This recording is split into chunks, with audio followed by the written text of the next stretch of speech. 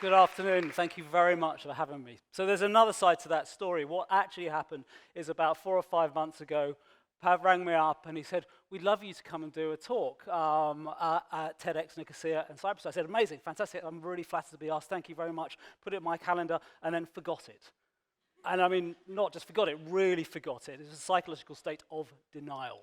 And I refused to think about it for the next 2 months. And then about 2 months ago, it started to impinge on my consciousness again and again. And I started to think, I don't want to do this. I really don't want to do this. Like, how dare you ask me? Who do you think you are? I don't even know you. You found me on the internet. Are you a weirdo? I was angry. And then he rang me up. Just straight after I'd had that thought, he rang me up and he said, it's all set to go. I said, yeah, great. It's going to be great.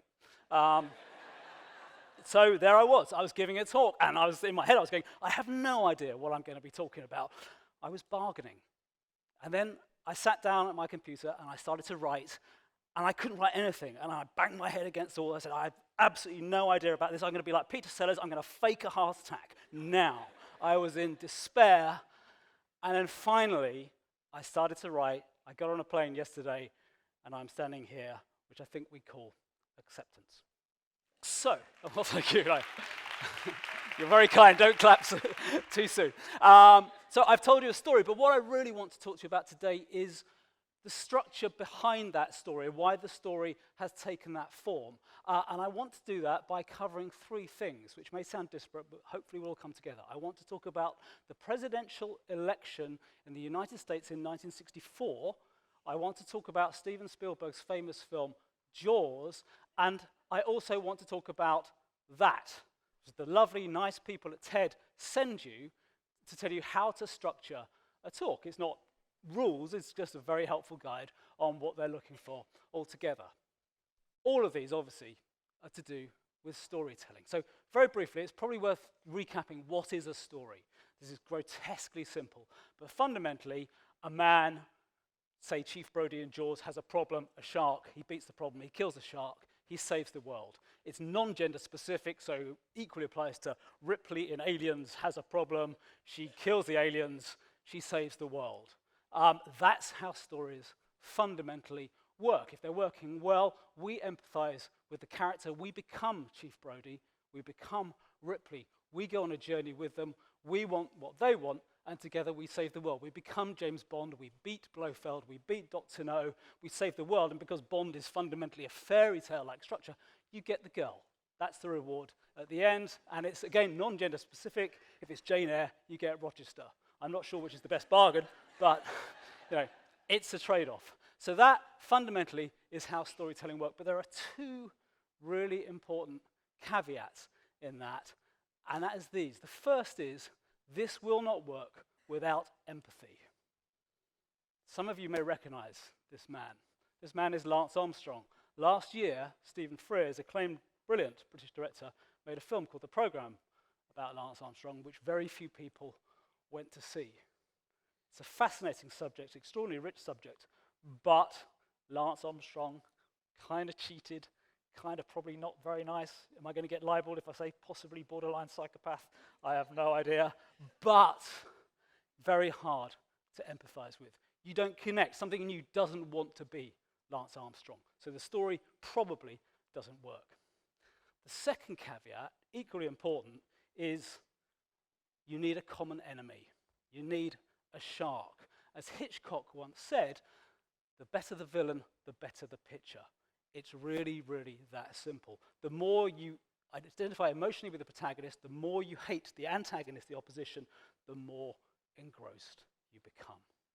So, what on earth has that got to do with the presidential election of 1964? Well, I'll tell you a story. So, it's 1963. John F. Kennedy is in his 3rd year of his first term. He's pretty popular, although there's a lot of people who aren't that happy about him. He's Catholic, which upsets some people. He's a WASP, which upsets some people. He's a Democrat, which upsets some people. And he's propagating the Civil Rights Bill, which upsets quite a lot of people in certain areas of America. And then in that year, in November of this year, as you know, he goes to Dallas, Texas, and a cataclysmic tragedy occurs, he's assassinated, and American history is turned on its head. What happens then is Lyndon Johnson is immediately sworn in as president. I'm sure you'll recognize the scenes. And a year later, come the general election of 1964, he agrees to stand again. And he stands on the passage, "Let us continue. Let us build on the legacy of this man. Let us pass the Civil Rights Bill. Let us go forward together." Now, the interesting thing about Johnson was he was standing on a platform of high taxation.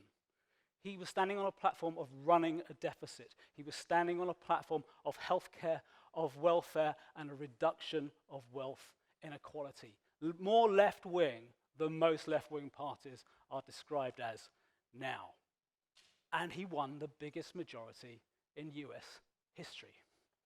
Now, it helped enormously that he was up against this man, Barry Goldwater. I don't think there is a stamp of Barry Goldwater, or I would have illustrated that with a stamp. But Barry Goldwater was a cranky right-wing senator, borderline dog whistle racist, prone to uttering things like income tax is terrible because all income tax does is create criminals.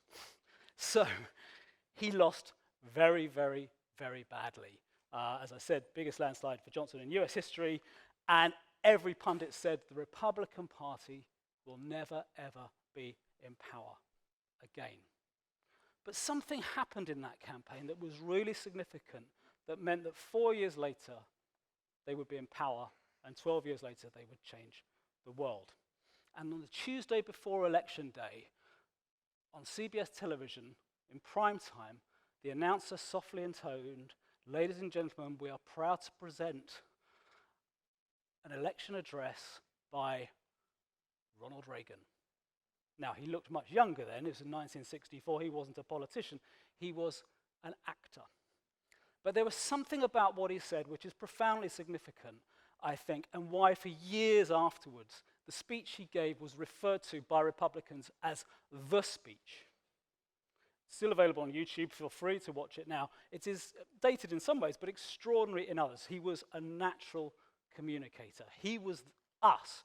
We were him. He didn't rant at us. He made us feel, whatever our politics, he seems like quite a nice guy. And he began pretty much with, "I was a Democrat." And in half an hour, I would argue the world tilted on its axis. Now, he had a goal in his speech, and that goal was freedom, which is obviously the goal of all American political speeches. But more importantly is he had a shark. And he was so clever in delineating that shark and showing why we should all hate that shark that very slowly he started to sow the seeds of a revolution.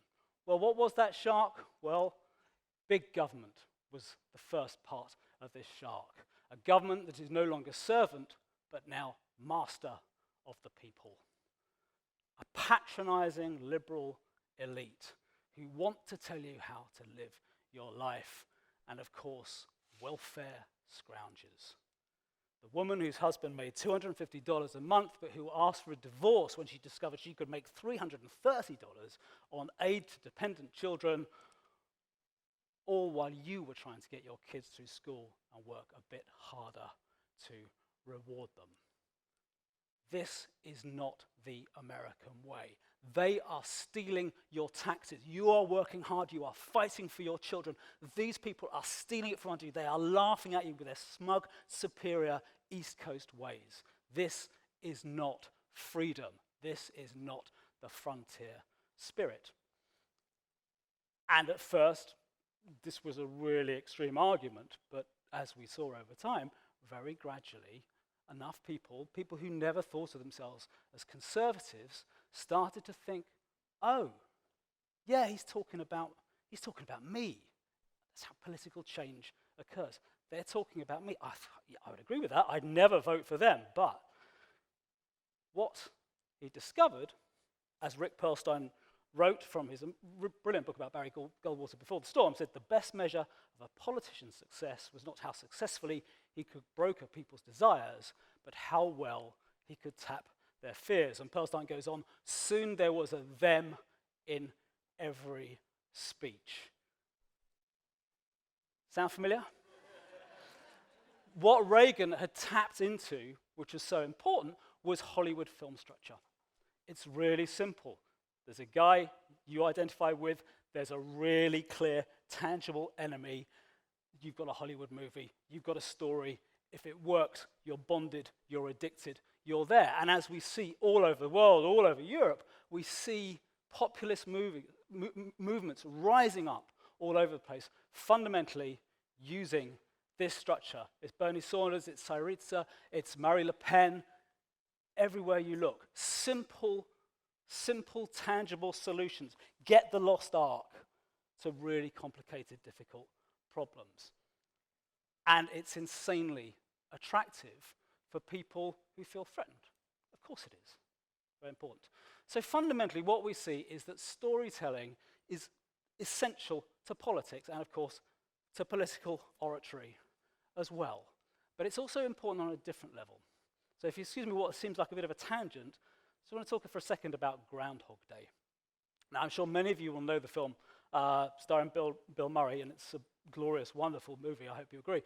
What's important, I think, about it, amongst other things, is on the DVD commentary to the film, I'm a geek, so I listen to these things, is Harold Ramis, the director and writer, sadly passed away now, says he based the structure of Groundhog Day on Elizabeth Kubler-Ross's cycle of grief. He said Bill Murray's character is going to go through 5 stages of grief. He's going to go through denial, then he's going to get angry, then he's going to finally accept that he's stuck in the same day, and then he's going to get really depressed, and then he's going to overcome and change. It's the cycle of grief. Okay, what Kubler-Ross was doing, very cleverly and far ahead of her time, was talking about the process of change, of acceptance, in this case extreme trauma, but learning and change, coming to terms with a new reality, which is, of course, exactly what Phil, the character on Groundhog Day, is doing as well, which, of course, is exactly what Chief Brody does in Jaws. It's the same process. He's scared of water. He's a bit of a coward. He's in denial. There's a shark. Oh, there's a shark. Oh, we'll worry about it. Then suddenly, look, oh my no, the shark's there. Let's be angry about the shark. He wants other people to do stuff about the shark, but they won't do stuff about the shark. So finally, exactly halfway through the center of the film, he goes out to sea himself to do something about the shark. But it's a really big shark. Oh my God, we're going to need a bigger boat. It's depressing. It's dark. It's dangerous. I don't want to change. Don't like it. But if you don't change, you'll die. So you kill the shark. It's the same process, isn't it? It is the process of learning. And fundamentally, when people say there's no such thing as narrative structure, not everyone says that, but there is, and it's built on the codification of the process by which we learn. If you're a teacher, you'll be familiar with this. It's called the learning cycle. Input, feedback, change, learning. Very simple shape. That's how we learn. That's how we change. Dramatic structure, fundamentally, is 3 acts. Child touches match, learns not to touch match again. That's not my child, in case you're wondering. But you see the very clear shape. As you exist, you go on a journey, you discover knowledge, you change. You see that in Pixar film, you see that in Inside Out. Joy doesn't want to admit sadness exists, is thrown out into the world, discovers she has to collaborate with sadness, learns and changes. Okay? And you see this is a software development map, it's the cycle of change. This is a business cycle development map, it's the cycle of change again. Plan, develop, deploy, monitor, analyze. It's not that big a leap from that to Jaws. Okay? So fiction is the way we dramatize the way we interpret the world. But of course, not just fiction. Cicero, 63 BC, I think the Roman philosopher, master of oratory, decreed the rules by which most people write and speak speeches today. He said there are 6 stages in narrative, and they are these: the exordium, prepares the hearer; the narration, which explains the facts of the case; the partition, lists what is to be disputed or proven; confirmation, you make the case by argument; refutation, you respond to the opponent's arguments, and then finally, the conclusion, peroration, sum up, arouse, preferably indignation and pity rather than contempt. And a classic example of this is by the English writer Simon Lancaster, English speechwriter Simon Lancaster, gave this example. We are here today to talk about drug abuse. Drug abuse has quadrupled since the 60s. We can either stamp down on it or ignore it. By stamping down on it, we can save thousands of lives every year. If we don't stamp down on it, lives will be destroyed, families wrecked, children harmed. Join me in my quest to make Cyprus a safer, drug-free country. Now, that may sound glib, but it's what Churchill did, it's what Obama does, it's what Tony Blair did, it's what Margaret Thatcher did. They all spoke according to that structure. That is the structure they wrote, because as I'm sure you're starting to see, it's narrative structure. So, stories fundamentally are chains of cause and effect wrapped around a truth. The thing in the middle of a story, which screenwriters call the midpoint, Cicero calls the confirmation, if you like. You lead on a journey to discover that the match hurts, then you assimilate the knowledge, you won't touch the match again. Perception, drama. In Hamlet, the first half of Hamlet is Who Killed My Dad? Exactly halfway through, I think it's Act 3, Scene 3, Claudius killed my dad. Second half of Hamlet, what am I going to do about it? In Reagan's speech is, there is a terrible problem. Second half of Reagan's speech, this is what we're going to do about it, but in the middle of the speech is, Barry Goldwater has an answer.